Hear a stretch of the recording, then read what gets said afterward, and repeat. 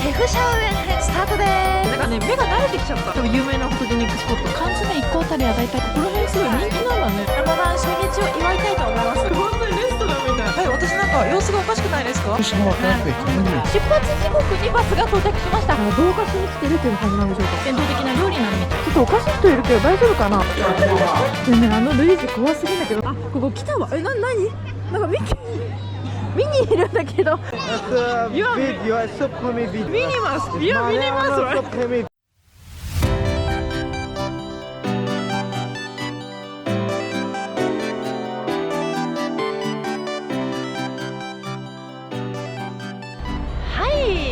皆さんこんにちは。今現在私はですね、モロッコという国のシェフシャウエンという町に来ています。今朝まではフェズっていうね、もう迷宮都市みたいなところにいたんですよ。で、今現在ね、ちょっと北上してきまして、丘陵地帯のシェフシャウエンっていうところに来たんですよ。で、前回のねフェズ編でモロッコのね基本情報みたいなのはお伝えしたんですが、改めてねさらっと皆さんにご紹介しますと、ここのモロッコはね、正式名称はモロッコ王国というような国になりまして、アフリカ北部に位置していて、東にアルジェリア、北に地中海と挟んでスペインがあるイスラム国になっています。で、国土面積なんだけど約 44.6 万平方キロメートルで日本の 1.2 倍になるみたいです。人口が3737万人、首都はラバトというところです。で、民族は 65% がアラブ人、30% がベルベル人というような感じで、ベルベル人はね、もともとこっちの北アフリカに住んでいた先住民族というような感じで、現在でもね、ベルベル人は独自の文化を維持していて、アラブ人からの独立を主張する民族運動なんかもね、たびたび行われているみたいです。言語はアラビア語とそのベルベル語っていうのが、公用語になっているんですが、もともと植民地だったっていうのもあって、フランス語も、第2カ国言語として使われています。で、結構ね、観光地っていうところに行くと、いろんな人がね、英語を喋れたりフランス語を喋れたりっていうような感じです。で、宗教は、イスラム教を国教としていて、ほとんどの人がスンニ派になります。で、通貨はね、モロッコディルハムです。はい、もう明日から3月になるんですが、今現在ね、1ディルハムあたりが、15円でした。はい。で、モロッコの国旗はドーンと、はい、このような感じになるんですが、このね、緑色の中央にある五芒星スレイマンの印象が描かれている国旗になります。赤は預言者ムハンマドを象徴していて、緑はイスラム教の神聖な色としているので、緑というような感じになります。前回も言ったんですが、モロッコはね、世界三大うざい国の一つとして知られています。私はもうすでにインドに空いているんですが、インドとモロッコとあとエジプトっていうような感じなんですね。なんで、本当にうざいのかなっていうのを確かめるような旅でもありますが、今のところね、うざいはうざいんだけど人懐っこくて可愛いなっていうような感じの印象です。今回ね、そう1個だけ注意しないといけないことはラマダンなんですね。ラマダンっていうのはイスラムの文化でして、約1ヶ月ぐらい日の出から日没まで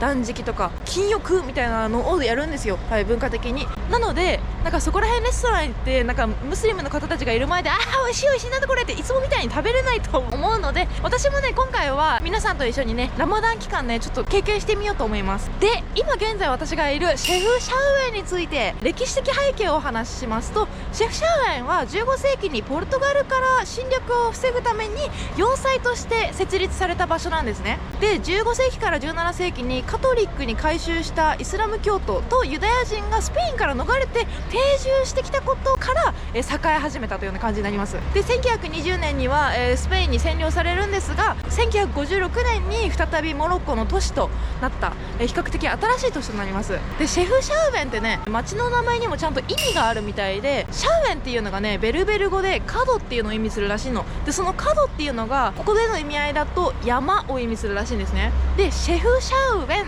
で角を見ろっていう意味らしいの。だから山を見ろっていう意味らしいんだけど、これどういう意味かっていうと、ここのシェフシャウエンって2つの山の間に位置している場所らしいんですね。だからその2つの山を目印にして訪れればちゃんとここにたどり着けるぜって意味らしいの。はい、私はね、最初にウィンナーを想像したんですが、ウィンナーとは全然関係ありませんでした。今私がね、ずらっと見渡す限りね、街並みが青いんですね。はい、シェフシャウエンの街並みは基本的にブルーで染まっています。このね、青く街がね塗られるようになったきっかけっていうのにはね、諸説3つぐらいありまして、1つ目がユダヤ教徒がシャウエンに定住して、ユダヤ教で天や神を示す神聖な色っていうのが青色だったんだって。それで街が青色に染まったんじゃないかっていうのが1つ目の諸説です。2つ目が、やっぱりモロッコってアフリカで日差しが強い国なんですが、青色に家を塗ることで熱を通しにくいっていうので、室内の温度を上げないために青色になったんじゃないかっていうのが2つ目の諸説でございます。で3つ目がこれね、インドのジョードプルっていうところに私前行って、そこがねブルーシティって言われてるところだったんだよね。でそこと同じ諸説でね、虫除けの防虫剤が乗られて、それが化学反応を起こして青色になったんじゃないかっていうのが3つ目の諸説でございまして、どれが本当なのかは分かりませんが、こういうね理由があるみたい。どれを信じるかはあなた次第でございますというような感じになります。ちょっとね冒頭長ったらしい説明にはなりましたが、今現在私はねモロッコの北部のシェフシャウエンというブルーシティに来ています。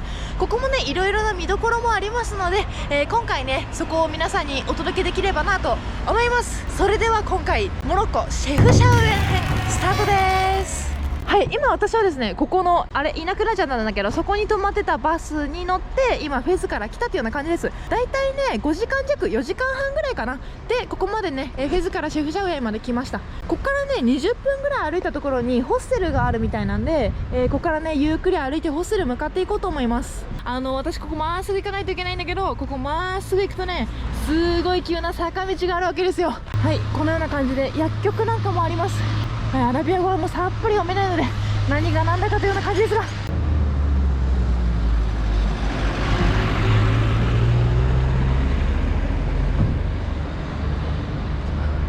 なんか本当にインドのジョードプルをね思い出す、歩いてると。はい、フェスもそうだったんだけどね、シェフシャウエンにもこういうねコンビニがあります。これで16もすんだ、高いぞ。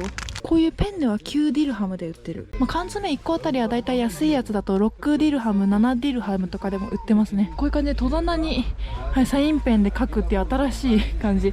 でも書いてないよりは全然ありがたいですね。多分ねここシェフシャウエンでね数日間は私自炊続きになると思います。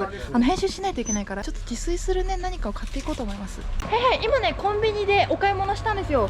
店主の方に聞いたところね、こっちのシェフシャウエンは1本あたり6ディルハムで買えるみたいだから、フェスはね一律 6.5 ディルハムだったから、ちょっとこっちの方がね若干安いかなというような感じですね。であと私はね卵を6つ買ったんだけど、卵6つで10ディルハムでした。であとはねトマトペーストとあとパスタとツナ缶を1つ買って合計で34ディルハムっていうような感じでしたね。結構ね思ってたよりも物価的にはそんな高くない、安いかなっていうような印象です。とりあえずねここからあと15分ぐらい歩いてホステル向かいます。すごいね、日が落ちてもねこういう感じで結構いろんな人がねいます。すごいすごい。騒音がないっていうのはね結構びっくり。うるさいのかなと思ったんだけど結構ね静か。日本人。そうなんだ。はい、今回私がホステルね泊まるところありました。ホテルスイカっていうところですね。1泊ね6ユーロで一番安かったんで、しかも旧市街で立地もいいっていう感じだったんで、今回ねここに泊まらせていただきます。はい今ねお部屋入ったんですが、オーナーの方もすごい優しい方で、ちっちゃいね息子さんもいてね、息子さんもすごい可愛かったです。もう天井このような感じで清潔感ある感じ。私はもうこのベッドにするんですが、向こうにもコンセントあるから充電もできるっていうような感じだね。あそこに1人いるっていうような感じです。でちょっとバスルームとかね見てみます。お手洗いですね。なるほどなるほど。ここがシャワーもついてて、このトイレットペーパーをなんかご自由にお取りください方式でございます。ここがキッチンですね。キッチンなんかすごいなんかもう汚なみたいなものがあって、夜間がありすぎかなっていうような感じだけど、なんかテラスもあるらしくて、テラスも来ました。テラスからの眺めも結構良さそうだし、 Wi-Fi もグッドで、何個かねシャワー室とかトイレもあるんで混雑するっていう影響もなさそうです。ちょっとセキュリティ面はちょっと心配なところだけど、それ以外はね全然グッドですグッドっていう感じでね、ここでちょっと何泊かしようと思いますので、今日はもうゆっくりします。それではまた明日。はい、突然ですが、今回の動画にはね、スポンサーさんがついてくれています。どこの会社さんかと言いますと、ノード VPN さんです。私自身ね、世界一周旅先でね、ほぼ毎日ノード VPN さんをね、利用させていただいてます。普段ね、旅先、空港だとか、海外のカフェとかで、フリー Wi-Fi を使って調べ物をする時とかってすごい多いんですね。そういう公共の場に飛んでいる Wi-Fi とかってすごい便利なんだけど、注意して使わないと、簡単に情報を抜き取られてしまって、悪用されてしまうリスクもあるんですね。そんなトラブルを防ぐためにも VPN を使ってセキュリティを高めるということが大切になってきます。今回ね、私がいつも使わせていただいている、ノード VPN さんから特別クーポンをいただいています。こちらのね、リンクから入っていただくと2年間割引が効きまして、なんと4ヶ月間無料でお使いいただけるみたいです。そして、30日間のね、返金保証がついているので、まずは使ってみるみたいな感じでリスクなしでお試しいただけます。今回の話を聞いて気になった方はこちらのリンククチェックしてみてください。皆さんは普段インターネットは安全に接続できていますでしょうか？フリー Wi-Fi はもう本当にね、バックパッカーとしてはね、データ量を消費することなく使えるって言ってね、すごいね、便利なサービスだなと思うんですが、情報漏洩のリスクっていうのがありますよね。例えば、なりすまし Wi-Fi っていうものを皆さん聞いたことありますでしょうか？なりすまし Wi-Fi っていうのは、悪意ある第三者が通信傍受のために提供している怪しい Wi-Fi のことですね。このなりすまし Wi-Fi っていうのにね、気づかずに接続してしまうと、個人情報が第三者に丸見えになってしまうわけです。こういった危険から守ってくれるのが VPN です。VPN っていうのは、バーチャルプライベートネットワークの略になります。VPN を使うことでプライバシーを強化できます。例えばなんですけど、よくね、私スターバックスとかで、海外とかでもね、編集したりとか、航空券取る調べ物したりだとかっていうので、フリー Wi-Fi を使うんですけれども、よくね、スターバックスって Wi-Fi 欄こう調べると出てくるじゃないですか。で、その上にスターバックス2とかって書いてあったりするんだよね。普通は、このスターバックス2ってやつも公式のね、店舗の Wi-Fi かなって思う方が多いと思うんです。なんだけど、このスターバックス2っていうのは実際は店舗の Wi-Fi、公式の Wi-Fi ではなくて、店舗になりすました悪意ある第三者の Wi-Fi である可能性もあるんです。気づかずにね、このフリー Wi-Fi を使用している間、悪意ある第三者がクレジットカード情報などの個人情報を盗んでしまうかもしれない。自分が何を調べたかとか、自分が何を書き込んだかっていうのが全部丸見えになってしまうわけですよ。例えば、来週の航空券、次の国の航空券を取りますと。そのためにサイトに、航空会社のね、サイトとかにね、アクセスするじゃないですか。で、そこでクレジットカード情報とか、個人情報をデータとしてこう入力するわけですよね。で、このデータが、悪意ある第三者に丸見えになってしまっているというわけです。なんだけど、ここで VPN を使うことによって、もう分かりやすく言うと、私の専用のね、このデータ専用のトンネルができるわけですよ。暗号化してくれるの、私のデータを。なので、このトンネルの中身をね、第三者が覗き見するっていうことはなくなるわけです。このようにね、VPN は様々な脅威から私たちユーザーを守ってくれるサービスとなってます。ただ、VPN を使ったからといって、一応言っとくんだけど、100% 安全とは限りません。100% 安全なソフトって多分このように存在しないと思うんですけど、VPN 以外にもね、いろいろな解決策っていうのはありまして、例えば、ブラウザを使用する際は、HTTPS から始まるサイトにしかアクセスしないとかっていうことを心がける必要もあります。今ね、VPN を使うことによって、より安全にインターネットを使うことができますよっていうお話をしましたが、他にもね、VPN を使うことでのメリットっていうのはあります。例えばなんだけど、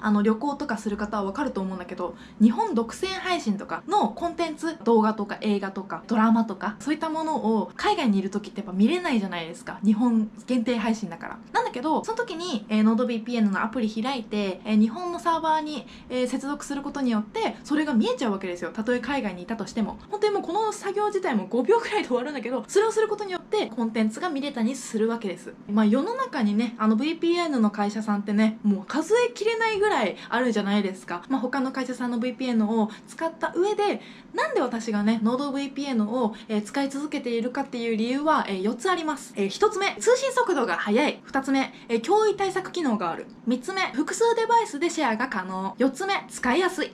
これね、一個一個説明していくんだけど、1つ目のね、通信速度が速いっていうのは、世界最速のスピードを誇っているみたいで、他の主要な VPN のなんと約2倍のスピードを誇るみたいです。なんとね、世界中に、7900以上の NordVPN の超高速サーバーっていうのがあちこちにあるらしいの。基本的にね、VPN を、接続すると、インターネット速度がね、多少落ちたりとかっていうのは、どこの会社さんでもあることだったんだけど、NordVPN に関してはね、ちょっと遅いなって感じることがもうほぼないですね。2つ目のね、脅威対策機能っていうのがあるんだけど、これ何かっていうと、フィッシングサイトってわかりますかね？フィッシングサイトって公式のサイトとそっくりの偽サイトとかが存在して、で、知らない間にこの偽サイトに、情報を打ち込むと、これがもうそのまま抜き取られてしまうみたいな。で、後々数日後に高額請求が来て何ですかってなるようなフィッシング詐欺っていうのがあるんですよ。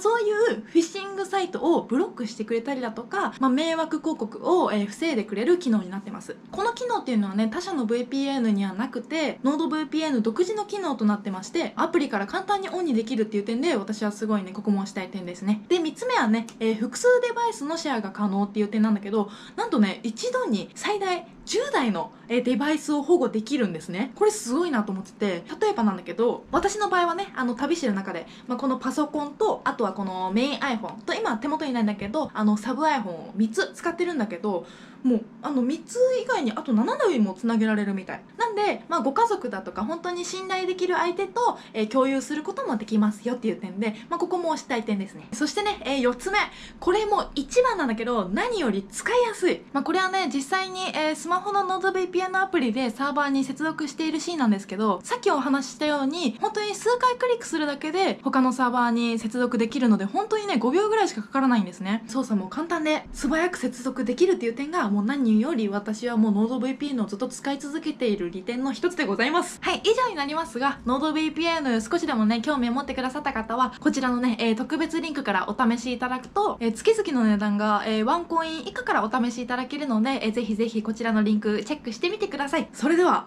本編お楽しみください。翌日、はい、皆さんおはようございます。今現在ね翌日の11時半になるんですが、はい、私なんか様子がおかしくないですか？そう、今私の泊まってるホテルスイカを出て右側のねお店のおじさんがね日本語がペラペラなんです。日本で生まれて15歳ぐらい前日本で育ってたんだって。ここのスカーフ、私これからメルズ会行くよっていう話したらね巻いてくれました。今こんなような感じになってんの。はいよ。さっき起きたのに私朝からこベルベルの忍者です。ありがとう。いいよ、こちらこそ。皆さんおはようございます。おはようございます。どうもモハマドですけれども、どうぞよろしくお願いします。お願いします。ここのお店ね、ホテルスイカ来ればすごいね日本語ペラペラのモハマドさんが迎え入れてくれます。中で入ってください。中まで案内してください。何がおすすめですか？絨毯もあります。すごい。これ触ってください。はい、触ります。モフモフだ。でもモハマドさんの服がモロッコじゃないけど大丈夫。ノルウェーだけど。頑張れ。日本人なんだ。そうですね。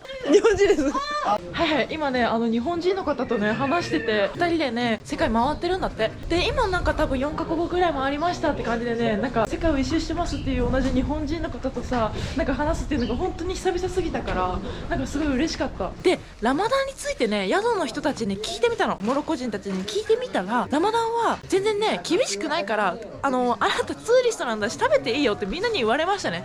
あれと思って、私結構なんか思ってたのと違うって思ったんだけど、ちっちゃい子だけなんだって。そのちっちゃい幼少期の頃に結構厳しめのラマダンっていうのをご家族の支えとともにやるらしいんだけど、もう大人とかね、結構大きくなった人は2日に1回ラマダンしたりとか人によって全然違うらしくて、すごい緩いんだって。だから全然ねそれって辛くないのって言ったけど全然辛くないって言ってて、聞いてる感じね、なんか私の生活習慣と同じじゃないと思いました。その感じらしいよ。モロッコはそんなにめっちゃ厳しいっていう感じじゃないらしいです。あくまでもねホステルに泊まってた、モロッコの人たちの感想ですが、はい、そんな感じらしいです。こういう感じでいろんなお洋服屋さんがずらっと並んでる感じ。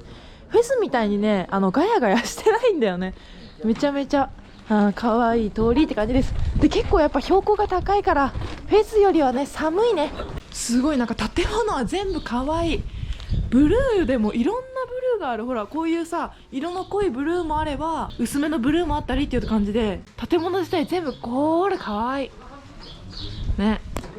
はい、このような感じで革製品、これはねフェスなんかでも見ましたね。川なめし工場行った時にこういうね革製品は多くあったんですが、結構今ねホステルの方から高台の方に来たんだけど、高台の方に来ると向こうにねレストランが見えますね。はい、私の今の目の前にはね丘の上の家々がすごく綺麗に並んでます。ほらモロッコの国旗もいい感じでなびいています。観光客が結構多いかなっていうような印象です。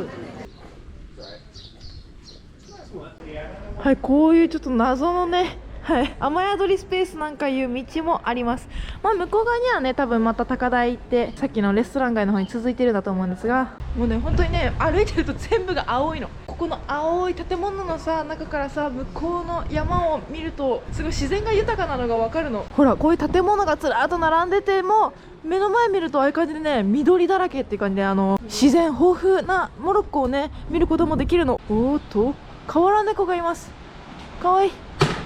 なんででしょうか、なんでしょうか、何を投げてるんでしょうか。怖いですよ。どうしたどうした。どっかからペットボトルをすごい勢いで投げるのよ。やめなさいって感じなんだけど、こっちの人でした。すごい勢いでこういうなんかペットボトルに投げてるの。ちょっとおかしい人いるけど大丈夫かなね。大丈夫かな。ははい、今同じくねコンビニ来ましたが、こいつのはね基本7で売ってるみたい、でモロッコどこもねこういう感じでやっぱり値札を書いてくれてるところが多いですね。はい、パンゲットして私は、素晴らしい護身術を身につけました。はい、誰か来たらこのパンではたけばいいからね。これで挑んでいこうと思います。このパンと青のコントラストがすごい素敵だね、なんかね。はい、ホステル到着。今日は編集日にします。それではまた明日。翌日、はい、皆さんおはようございます。今現在の時刻がね11時半です。でこれからねちょっとお昼ご飯食べに行きたいと思います。今日はね快晴です。ね、ここから歩いて2分ぐらいのところにちょっと美味しいローカル店があるみたいなんで、そこまでちょっとね歩いていきたいと思います。すごい、今ちょうどさ、昨日さこうくるくるって巻いてくれた人いるじゃない。ホステルの下のお土産屋さんなんだけど、そのおじさんがさすごい荷物を持ってさ、おはようって言ってきたので、おはようみたいな、買い物行ってきたの。そう、明日ラマダンだからって言って、ラマダンってでもこっちの人って毎日やらないでしょって聞いたらさ、僕は毎日やるって言ってて、結構ね辛いんだって、あの人にとっては。でちゃんとやるらしいですね。だから人によって結構変わってくるのかも。でもしよかったら夜ご飯一緒に作るって言われて、ちょっとね返信もまだ残ってるんで、もし行けたらね、一緒にねご飯ご一緒したいと思いますが、はい、ちょっとまだ考えてますねっていう感じでね、人によってラマダンのやり方っていうのは違うみたいです。ちょっといろんな人に今日聞いてみてもいいかもしれない。でおそらく多分私がね今回行きたいところここだと思うんだよね。あ、そう、アッサダみたいな名前のここがねちょっとお手頃価格でローカルフードが食べれるっていう感じなんで、ここでねご飯食べたいと思います。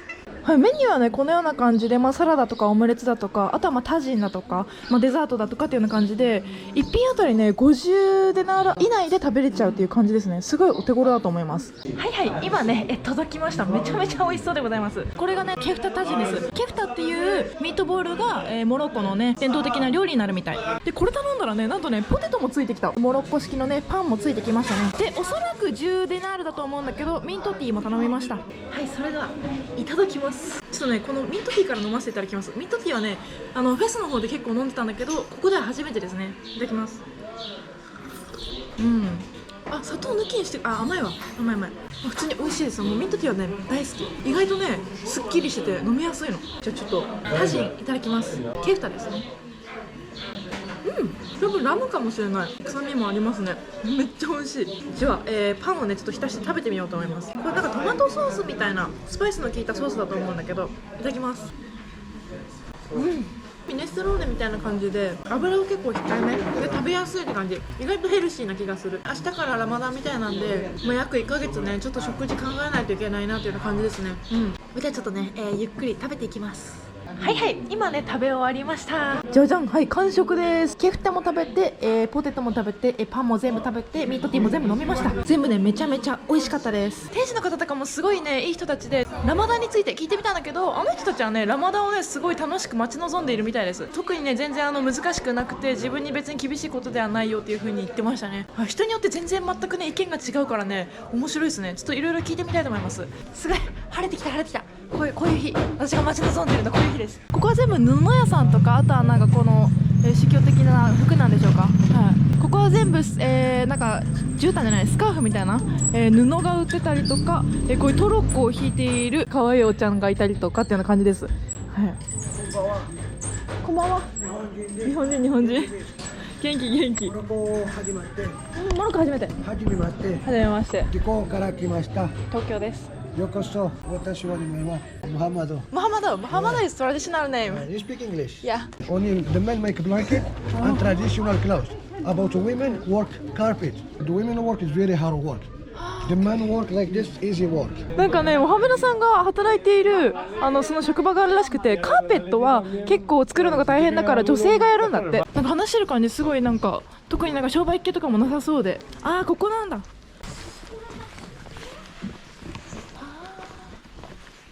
こういう空間に今連れてきてもらいましたね。Is it okay? Yes, Video. Okay. This is the men work handmade. Okay. The men make a blanket and the traditional clothes like jalaba. ジュナバ。Jalaba. キャフターっていうんだって。あれが女性の着る女性だけがカーペットを作るらしい。 This is small carpet, handmade. About this one here, made it by sheep wool. It is very nice one. You can either hang it in the wall, for the floor. This one, the man work. not carpet. The blanket. ブランケット。いやいやいや。すごい、ここら辺すごい人気なんだね。有名なカーペット屋さんなのかも。いろんなね、観光客の方が押し寄せています。Oh yeah, which one do you like to see more? The carpet or blanket? I don't need because I'm backpacker, so I have to save my baggage. Smaller one. I don't need. Thank Don't you. worry, no problem. こういう感じでね、紹介してもらいました。まあ多分私は買うことはないので、このまま外出たいと思います。すごいね、なんかこういう感じで、特にね、強く押し売りしたこともない。ジュナバ、it's for men? For men. This is for the women. different texture, okay. Different. Also, this one you use just for the wedding. 結婚したら結婚パーティーでもこういうドレスをね、女性の方は着るみたいです。Thank you, モハメドさん。 Nice to meet you. Thank you. すごいね、ただただ親切ないい人でした。私はフェスではさ、ああいう感じで、まあ多分お金要求してくるんだろうな、でも払わないけどみたいなスタンスでついてってたんだけど、あの人はね、本当に断ったらオッケーオッケー問題ないよって言って、もし全然許してくれましたね。許してくれたというか、はい、バイバイみたいな感じでしたね。すごいああいうの、なんか子供がなんか絨毯運んでる頃、こういう感じで。さよなら。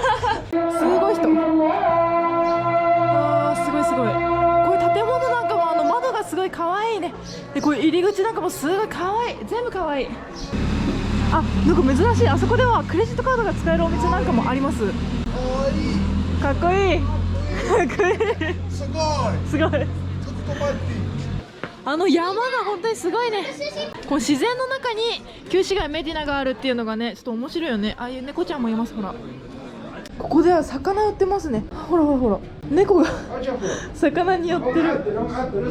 こういうね、瓦屋根みたいなのがね、可愛いの。オレンジと青みたいなコントラストが本当に可愛い。でこの近くにね、オレンジショップっていう有名な、ショップがあるんだって。多分あそこですね。これでした。多分有名なフォトジェニックスポット。すごい。ほら、こうやってみんな笑顔で、ニコニコニコニコ、ニヤニヤ。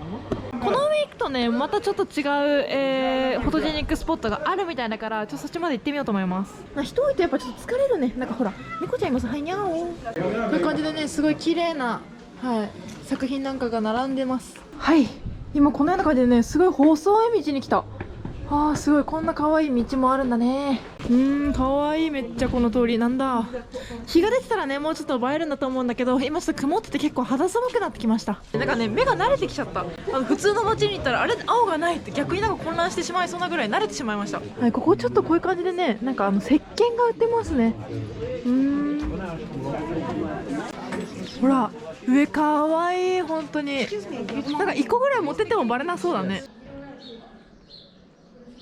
シェフシャウェイに青で来るっていうね、なんか同化しに来てるっていう感じなんでしょうか。はい、こんな感じでした。はい、本当にすごいの。いろんなのがぶら下がってて、落ちてこないかしらみたいな。全部可愛い。どうしよう。なんかこういう鏡とかもなんか家にこれ1個置くだけでなんかちょっとね、おしゃれになりそうじゃないですか。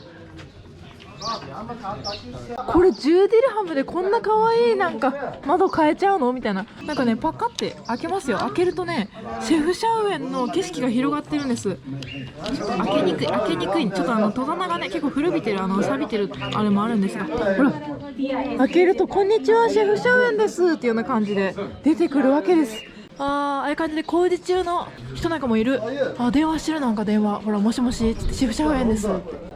なんかこういうなんかすごいカラフルな通りがね、多い。めちゃめちゃ楽しいです。こんにちは。シュクラン。なかなか飽きません。そろそろ飽きてほしいぐらいなんだけど、飽きないね。人混みに疲れてしまったので、人が全然いない通りをね、通りましょう。もう全部可愛い。どうしよう。全部可愛い。こういうちょっとしたトンネルみたいなのがいきなり出てくるのよ。こういうのをね、通るのがすごいなんか楽しいの。そう。なんか通っちゃうみたいな感覚になるんです。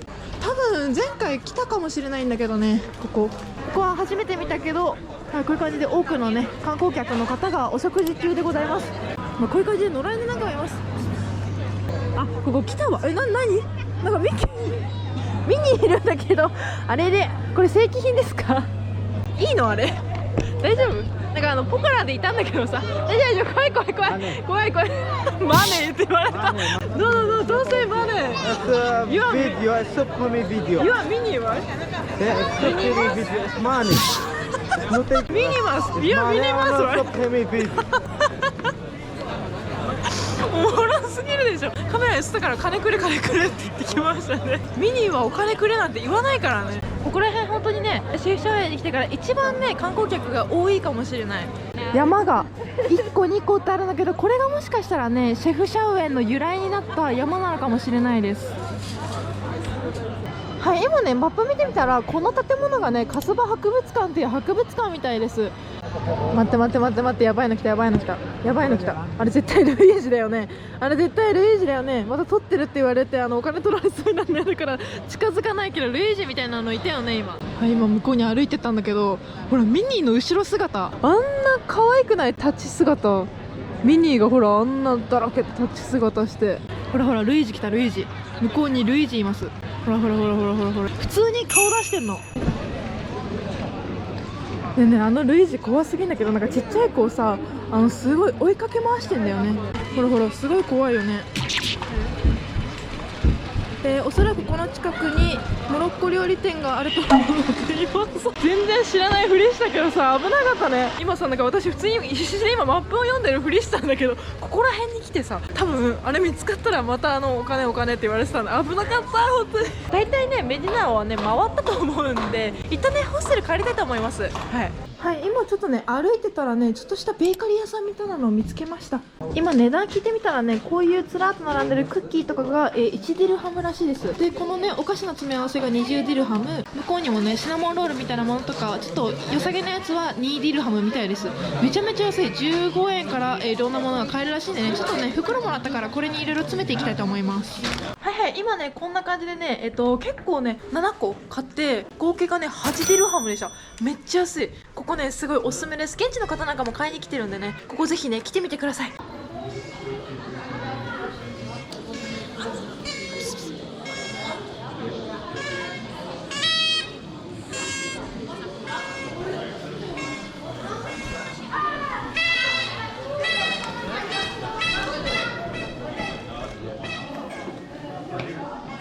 翌日、今現在の時刻ね4時になります。今日は結構ね天気が良かったんだけど、一日ね朝からずっと編集してまして、まだちょっと終わらないからね夜やらないといけないんだけど、これからね1個予定があるので、何かっていうとね、昨日ねそのお土産屋さんのモハメダさんと話してて、お食事誘われたじゃない。で昨日はすると忙しかったから断ったのよ。そしたら明日でもいいよ、家族で待ってるよっていう風に言ってくださって、今日行くことになりました。でこれからね4時に待ち合わせしてるんで、今日からねラマダンが始まるから、私もちょっと今日断食してまして、一緒にねラマダン初日を祝いたいと思います。それでは行ってきます。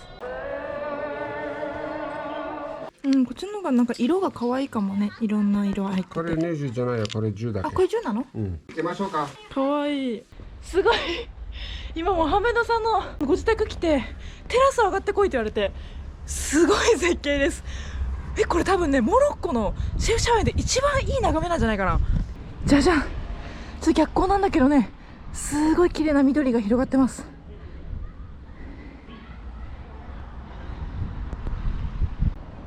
うわー、すごいな。洗濯物してる。うわー、やっぱ自然ってすごいね。すごい。今ねこれ結構細かくすったトマトと、あと玉ねぎとパセリとビーンズそう入ってるハレラっていうトラディショナルスープみたい。今から作るやつ。これからこれから。ハレラハレラで、今ここにねタジンが眠っています。これ見てください皆さん、お魚のタジンです。これパプリカパウダー？そう。パプリカパウダー私も持ってる。これ入ってますね。コリアンダー？あ、違うか。コリアンダー。あ、コリアンダーかも。ペッパー入りました。水で、水を入れて、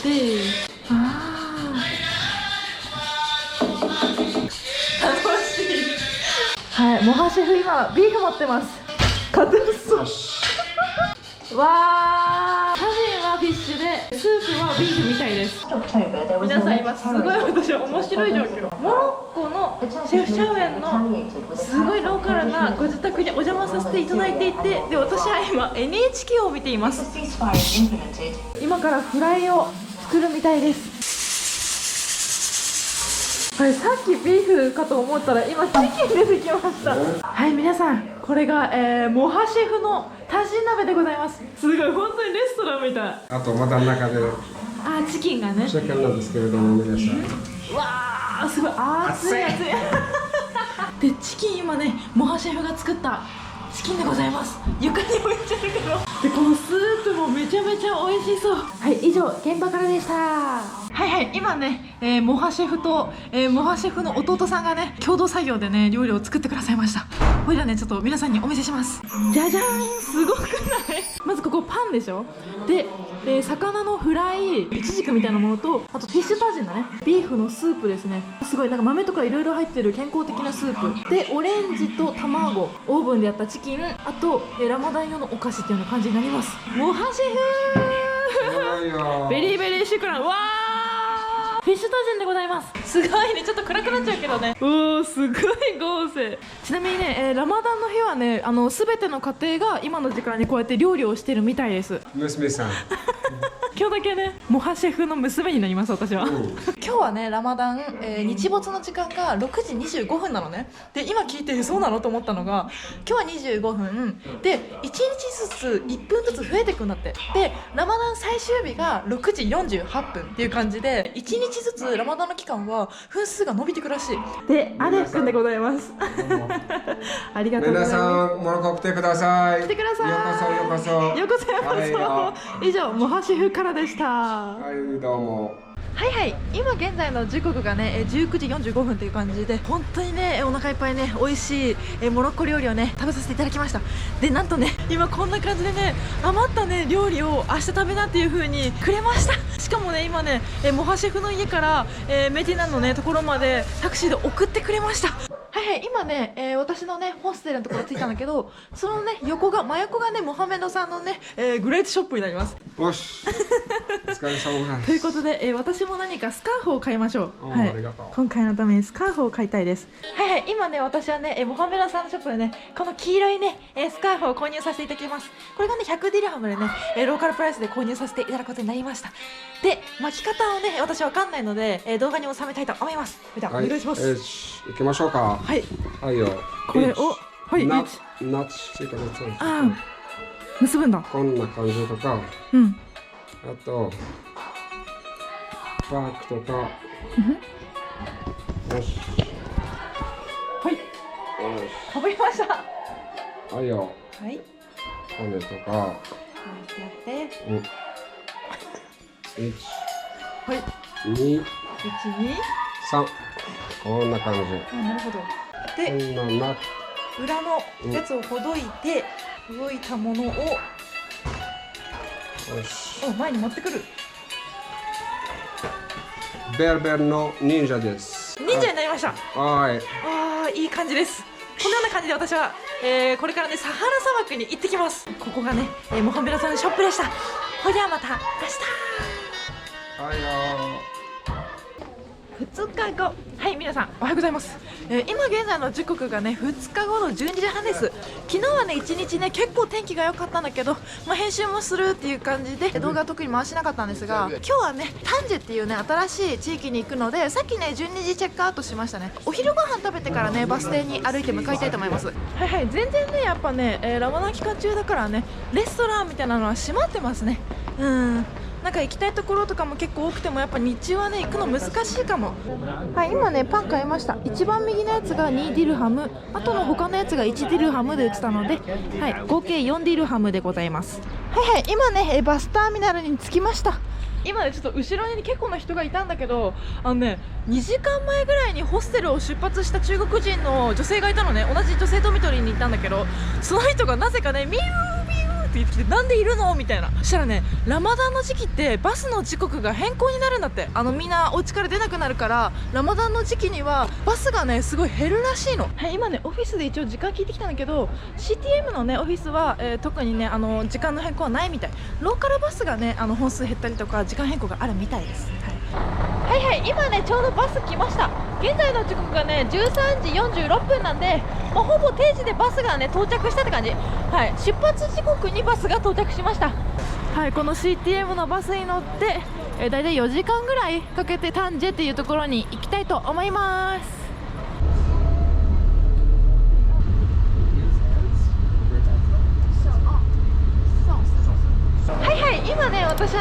に到着しました。今回はね、シェフシャウエン編だったのでここら辺で動画切ろうと思います。どうだったでしょうか、シェフシャウエンはね、またフェスと、同じようになんかメディナっていう旧市街があって、その中が迷路みたいになってて、ブルーシティって言われてるだけあって、本当に街並みがブルーでめちゃめちゃ面白かったです。で、今回のね動画から、ラマダンスタートっていうような感じで日中に、ね、ご飯食べるということがね多分減ると思うんですけれども、今回はね、モハシェフとラマダンのその最初の日のお祝いを一緒にできたっていうのはねすごいいい経験になったかなと思います。次の動画ね、単純編もね、楽しんでいこうと思うのでぜひ見てください。ということでね、少しでもね楽しんでいただけたらグッドボタンとチャンネル登録お願いします。それではまた次の動画でお会いしましょう。またね、バイバーイ。